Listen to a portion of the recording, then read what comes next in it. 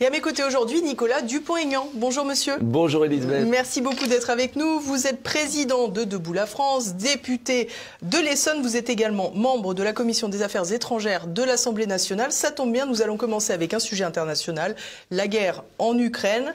Nous venons de passer le cap des 9 mois depuis l'entrée des troupes russes. Quel regard portez-vous sur ce conflit ? Un immense gâchis. Le suicide de l'Europe. Ce conflit, d'abord, aurait pu être évité. Sincèrement. J'ai beaucoup suivi ce qui s'est passé, les accords de Minsk. Pour expliquer, il y a eu des accords de Minsk qui étaient garantis par la France et l'Allemagne, qui étaient équilibrés. L'Ukraine devait donner l'autonomie au Donbass, cette région qui est entre la Russie et l'Ukraine, 3,5 millions d'habitants. Et l'Ukraine n'a pas respecté, l'Ukraine a bombardé les populations russes du Donbass, a poussé à bout la Russie. La Russie a eu tort, bien sûr, d'agresser. Moi, je ne fais pas partie de... Je suis vraiment impartial dans cette affaire. Mais les torts sont partagés. Et on aurait pu, si la France et l'Allemagne avaient joué leur rôle, eh bien, on aurait évité cette guerre. Après, il y a un engrenage terrible qui s'est produit, avec, côté russe, une grave faute, côté ukrainien, un Zelensky qui est en train de suicider son peuple et de vouloir entraîner l'Europe dans une guerre, non pas pour défendre l'Ukraine, et ça on comprend la défense de la souveraineté ukrainienne, mais pour détruire la Russie. Et ça c'est une faute géopolitique majeure, pour une raison très simple, et tout le monde l'a compris, c'est que suicider l'Europe pour le Donbass, qu'on aurait pu aménager intelligemment, c'est pousser la Russie dans les bras de la Chine, c'est faire disparaître l'Europe entre les États-Unis et la Chine. Et l'avenir de l'Europe, j'ose le dire, je sais que c'est pas populaire, mais l'avenir de l'Europe, c'est de retrouver une belle relation avec la Russie. France, Allemagne, Russie, c'est la condition de la prospérité en Europe. Et je pense vraiment que Emmanuel Macron et la France on joue un jeu très très dangereux. Surarmement de l'Ukraine, et puis c'est les Ukrainiens qui payent le plus cher, hein, bien sûr, qui sont détruits. Petite parenthèse, le Parlement européen a voté cette semaine un texte qui décrit la Russie comme un État utilisant des moyens terroristes. Qu'est-ce que ça vous évoque, une telle décision des parlementaires ? C'est une folie, parce que c'est pas le cas, parce que les Ukrainiens ne se comportent pas bien non plus, crime de guerre. Le bataillon Azov. Quand vous dites les Ukrainiens, bien sûr, les combattants. Hein, oui, bien sûr, les combattants, l'armée ukrainienne. Le bataillon Azov, moi je suis stupéfait de voir Bernard-Henri Lévy être l'allié de bataillons néo-nazis Azov. Et c'est pas un fantasme de Poutine. Faut voir ce qu'est le bataillon Azov. Ce sont ceux qui étaient engagés avec l'Allemagne nazie et qui ont gardé des écussons et voir la pensée unique, travailler avec ces gens-là, ça me rend dingue. Alors attention, toutes les forces ukrainiennes ne sont pas nazies et Poutine exagère dans l'autre sens. Donc je crois qu'il faut garder raison. Il y a eu une agression russe. Moi je ne cherche pas beaucoup de chez proches disent la Russie est parfaite. Non, la Russie a commis une très grave faute. Pour autant, l'Ukraine met de l'huile sur le feu en permanence, soutenue par des Américains, et la France aurait dû avoir une position gaullienne, j'allais dire chiracienne comme sur l'Irak, la même position d'ailleurs qu'Israël ou la Turquie. Et ce que je trouve insensé dans ce qui se passe, c'est que c'est le régime turc qui apparaît comme celui qui va réconcilier les deux.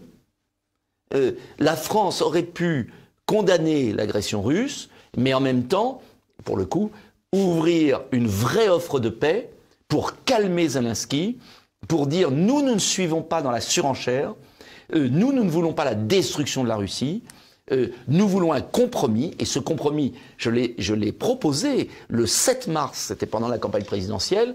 Il n'y avait pas beaucoup de journalistes français, mais j'avais proposé un plan de paix qui était équilibré, cessez-le-feu, autonomie du Donbass, retrait des troupes russes, démilitarisation de l'Ukraine. C'est la seule solution. Parce que géopolitiquement, l'Ukraine est une terre de jonction du monde slave et du monde occidental. L'Ukraine, pour la partie Est, a été russe depuis 300 ans. Et donc, faire croire que l'Ukraine c'est l'OTAN ou que l'Ukraine c'est la Pologne, c'est une hérésie. Il fallait trouver un compromis. Ce sont des zones de fracture historique. Et je crois qu'on ne peut pas suicider un continent comme l'Europe, parce que l'affaiblir socialement, économiquement, pousser la Russie dans les bras de la Chine, rentrer en dépendance totale, désarmer l'Europe par rapport au Sud, parce que, pardonnez-moi, mais la vraie menace, elle est islamiste au Sud, au Moyen-Orient, la déstabilisation de l'Afrique. Donc, en fait, c'est une politique de gribouille. D'ailleurs, les Américains ne vont pas intervenir en Ukraine. Ils arment, et le peuple ukrainien est le peuple martyr. Enfin, c'est complètement dingue ce qui se passe. C'est complètement fou ce qui se passe. Vous nous parliez tout à l'heure de la position gaullienne qu'aurait dû tenir la France. C'est un peu à l'image du format Normandie à l'époque 2014 avec Merkel, enfin surtout Merkel d'ailleurs, et un peu François Hollande. Oui. Emmanuel Macron a essayé de maintenir cette position au tout début. Il s'est même considérablement mis en scène en téléphonant à Vladimir Poutine, en révélant d'ailleurs des conversations secrètes, en se mettant encore en scène aujourd'hui en téléphonant au président ukrainien. Il a essayé. Est-ce que c'est pas tout simplement la démonstration de l'impuissance aujourd'hui de la France ? Alors deux choses, c'est-à-dire que vous avez raison.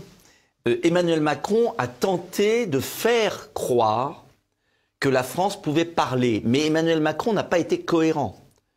S'il voulait faire croire réellement que la France pouvait servir d'arbitre, il ne fallait pas que la France suive comme un toutou Madame von der Leyen, finance les 3 milliards de la soi-disant facilité de paix. Vous savez, ces crédits européens. Vous savez que les crédits européens, personne ne le sait.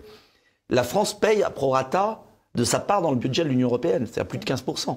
Donc même si la France ne livre pas beaucoup d'armes, elle paye les armes que les autres livrent.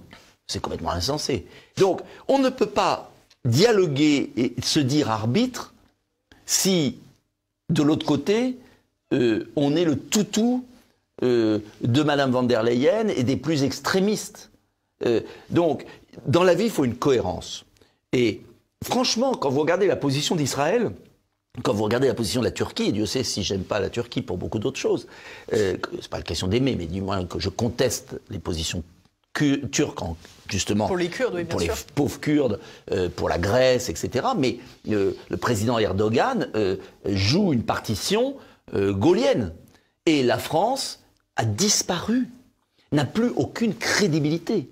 Parce que le problème de Macron, c'est que d'un côté, il a fait semblant de discuter avec Poutine, donc il a perdu toute crédibilité chez nos partenaires européens, et après, il est tenu par les Américains dont il est leur serviteur, enfin pas les Américains, Biden, ce qui n'est pas tout à fait la même chose, parce que... Du moins l'administration Biden ? L'administration Biden, oui, parce que Biden a-t-il encore la présence d'esprit de diriger, et moi je regrette beaucoup que les Républicains n'aient pas gagné le Sénat, parce que si les Républicains avaient gagné le Sénat, on aurait peut-être eu...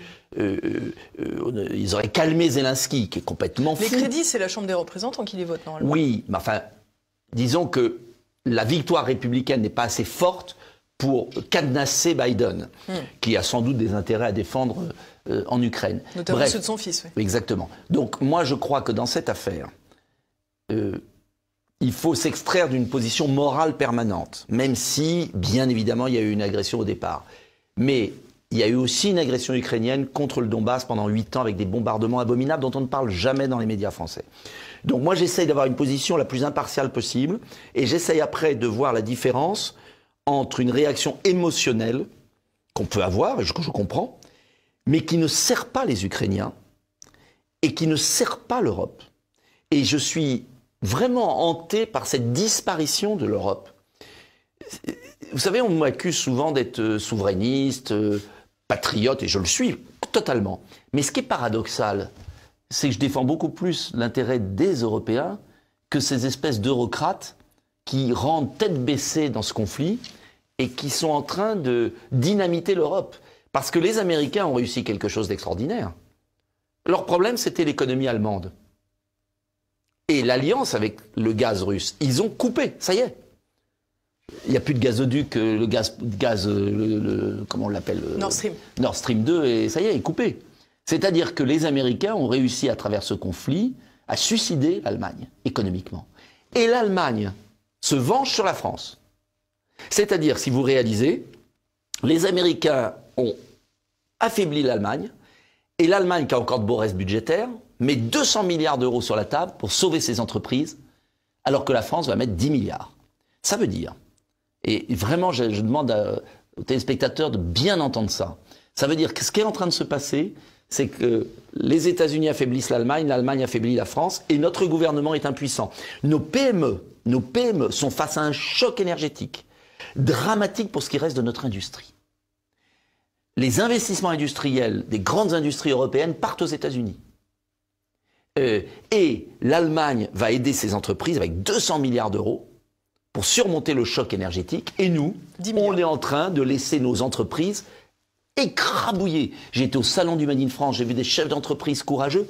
Le surplus de paiement électrique et du gaz lié au refus de changer la tarification par soumission à l'Union européenne va leur coûter pour la plupart plus que leurs bénéfices de l'année dernière. Ça veut dire qu'ils vont être en faillite. On va parler de l'énergie un peu plus longuement juste après, Nicolas Dupont-Aignan. On va terminer sur ce volet ukrainien. Emmanuel Macron présidait une conférence sur le soutien à la Moldavie lundi. Soutien à la Moldavie qui répond justement à la question ukrainienne, puisque la Moldavie souffre de la guerre en Ukraine par répercussion.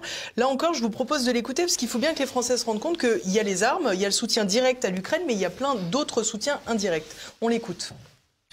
Remerciant l'ensemble des parties prenantes à la plateforme, je veux ici dire aussi que nous sommes engagés à vos côtés pour apporter 126 millions d'euros d'aide sous forme d'aide d'urgence et de soutien financier à moyen terme au début du conflit et lors de la conférence de Berlin.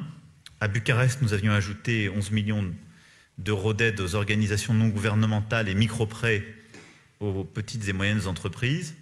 Et nous avons tenu ces engagements avec des déboursements importants, en particulier au bénéfice du gouvernement. Afin de répondre aux besoins immédiats, nous avons donc décidé de mobiliser une nouvelle enveloppe exceptionnelle de plus de 100 millions d'euros. 10 millions d'euros seront déployés d'ici la fin de l'année 2022 sous la forme de subventions au Haut Commissariat aux réfugiés, au Programme alimentaire mondial et à l'UNICEF pour soutenir notamment l'accès des réfugiés au chauffage, à la nourriture, à l'éducation. Des générateurs de haute puissance vont également être fournis dans les premiers mois de l'année 2023 pour équiper les hôpitaux moldaves. Et une enveloppe de 2 millions d'euros sera mobilisée via la BIRD. Et je remercie Bruno Basso d'être à nos côtés aujourd'hui pour soutenir les réformes publiques, notamment dans le secteur de l'énergie, et venir compléter tout un travail d'ensemble que la Banque mène à ce titre. La situation de crise dans laquelle se trouve la Moldavie ne remet aucunement en cause les projets que nous souhaitons mener à moyen terme avec votre pays partenaire. C'est pourquoi aussi l'Agence française de développement investira 90 millions d'euros en Moldavie sur la période 2023-2024, en particulier dans les domaines prioritaires de l'énergie et quelques autres.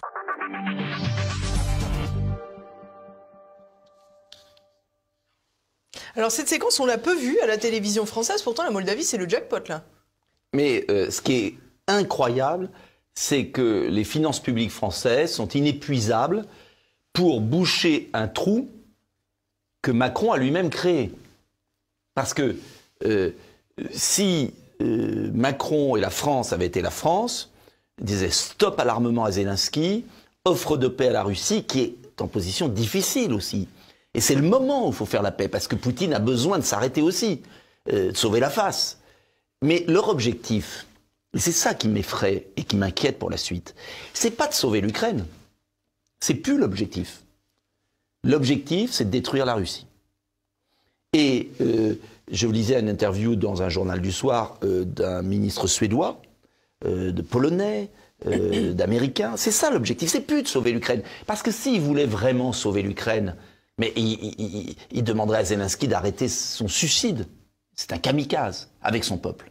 Non, ça les intéresse pas. Ils font plutôt l'inverse. Ils expliquent tous les jours aujourd'hui que l'armée ukrainienne va gagner. Oui, mais ce qui se passe, c'est pas ça. Ce qui se passe, c'est qu'ils envoient l'armée ukrainienne comme chair à canon, que les Ukrainiens vivent une souffrance terrible, et quand ils sabotent le pont de Crimée, quand ils sabotent le Nord Stream, le gazoduc, ils se doutent bien que la Russie va réagir.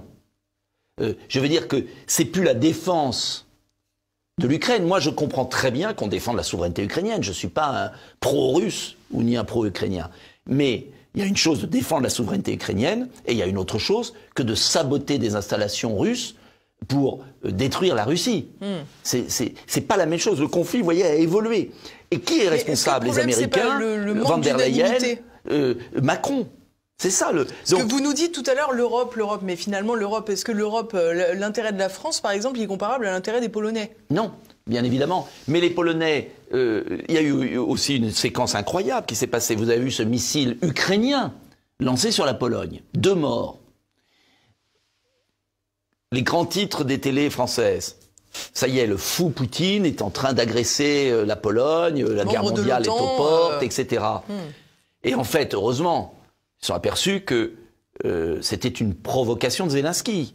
Donc on voit bien que Zelensky... Alors après, la presse française a tout de suite dit « Non, non, c'est une erreur. » Non, c'était encore une fois une provocation de Zelensky. Ce que fait Zelensky sur la centrale nucléaire est criminel, puisqu'il bombarde la centrale nucléaire. Les Russes n'ont aucun intérêt à bombarder leur centrale nucléaire.